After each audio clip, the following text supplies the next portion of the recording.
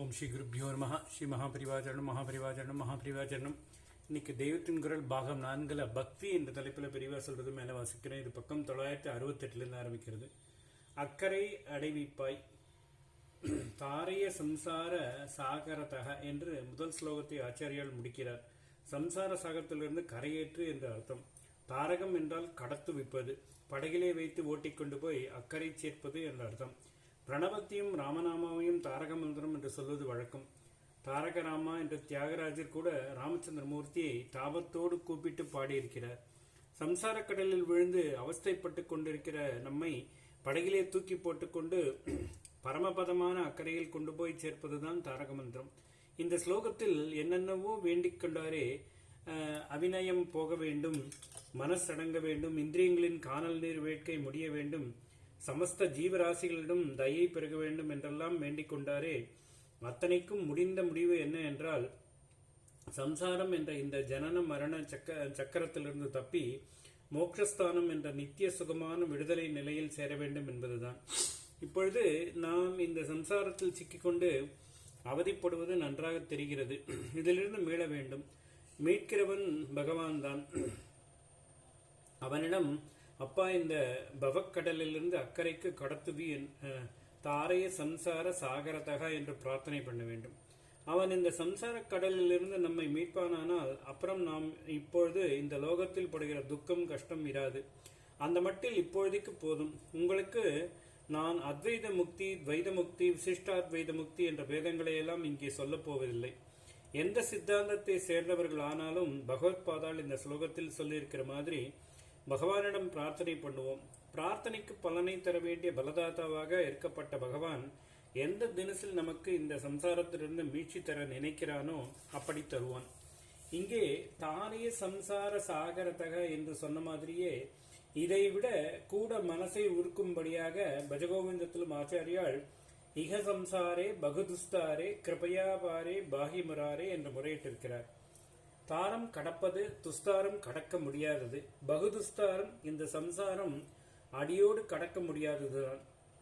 அதாவது நாம எத்தனை முயற்சி பண்ணினாலும் முடியாது. ஆனால் பகவானின் கிருபை பொங்கி வந்துவிட்டால் இந்த சம்சாரம் என்ன பண்ணும்? அவனுடைய அருளால் எதைத்தான் செய்ய முடியாது. அப்பேற்பட்ட உன் கிருபையால் என்னை அக்கறை சேரப்பா முராரியே என்று பிரார்த்திக்கிறார். பாரம் என்றால் கரை. இங்கே சம்சார கடலின் அக்கறையில் சேர்க்க செல்வதாக அர்த்தம். புத்தியிலும் ஞானத்திலும் வாக் சக்தியிலும் மேறு மாதிரியான நம் ஆச்சாரியால் பரம பவ்யமாக அடங்கி நின்று நம்மால் ஆவது எதுவும் இல்லை, ஈஸ்வர கிருபைதான் தயைதான் எதையும் செய்யும் என்று வினயத்தோடு கூட கிருபையா தயையா என்று சொல்கிற இடங்கள் சௌந்தரிய லகரியிலும் உண்டு. தகுதி பார்க்காமல் என்னையும் உன் கடாட்சதாரையால் கிருபையோடு ஸ்நானம் பண்ணுவிப்பாய் அம்மா என்று என்கிற இடத்தில் ஸ்தபய கிருபையா மாம் அபிஷிவே என்கிறார். மறுபடியும் அம்மா என் தலையிலும் கூட உன் பாதங்களை தயையோடு வைப்பாய் என்கிற போது சிரசி தயையா தேகி சரணோ என்கிறார். ஷட்பதி ஸ்தோத்திரத்தில் கிருபையா என்று போடாவிட்டாலும் இந்த ஸ்துதி பூராவும் பகவானின் கிருபையையும் மற்ற அனந்த கல்யாண குணங்களையும் பரம மங்கள சுரூபத்தையும் நினைத்து கொண்டேதான் செய்திருக்கிறார். நமக்கே அவனிடமிருந்துதான் பூத தயை வேண்டுகிறோம் என்றால் அதன் தயாளுவாக கிருபாளுவாகத்தானே இருக்க வேண்டும். இனிய எளிய ஸ்லோகம். அடுத்த ஸ்லோகத்தில் பகவானின் பாதத்தை வர்ணிக்கிறார் நம் பகவத் பாதால்.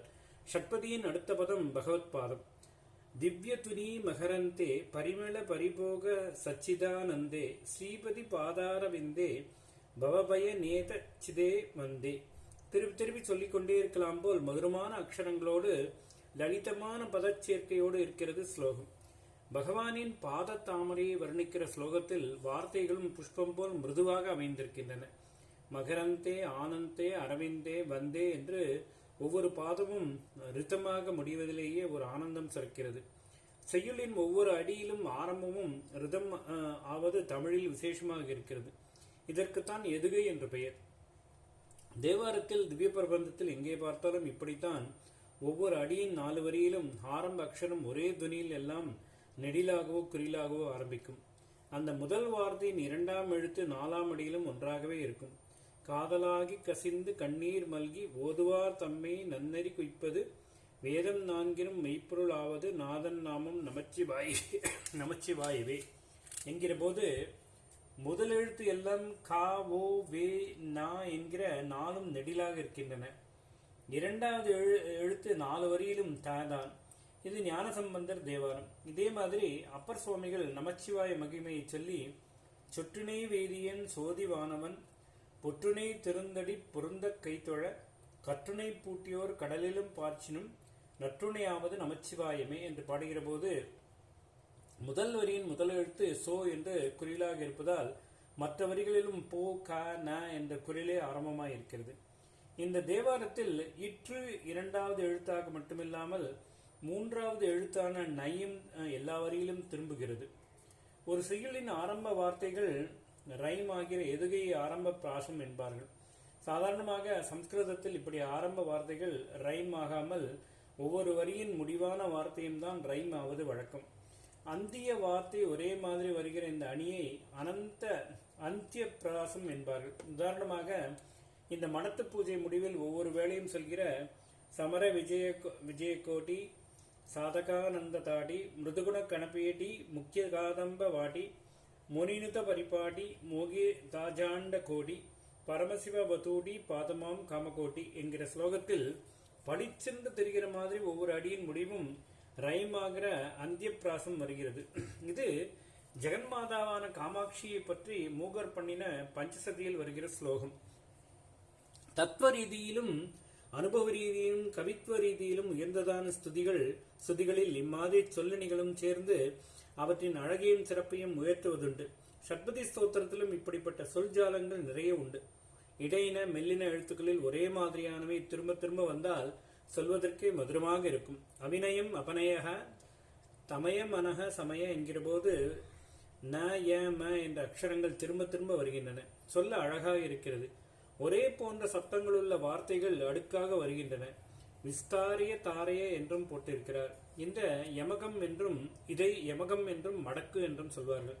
உச்சரிப்பதற்கு அழகாக இருப்பதோடு இப்படிப்பட்ட சொல்லணிகளை கையாள்வதால் அவை மனசில் நன்றாக பதிந்து ஸ்லோகங்களை நினைவு வைத்துக் கொண்டு மனப்பாடம் பண்ணுவதும் சுலபமாகிறது. இரண்டாவது ஸ்லோகம் சற்று முன் சொன்னேனே, அதில் மகரந்தே ஆனந்தே அரவிந்தே வந்தே என்று அந்திய பிராசம் வைத்து கவித்துவ ரீதியில் ஸ்லோகத்தை அலங்காரம் பண்ணியிருக்கிற ஆச்சாரியால் அதனாலேயே நாம் சுலபமாக நெற்று போடுகிற மாதிரியும் அனுகிரகம் பண்ணியிருக்கிறார். ஓம் ஸ்ரீ குருபியோ நமः. ஸ்ரீ மகாபரிவாஜனம் மகாபரிவாஜனம் மகாபரிவாஜனம்.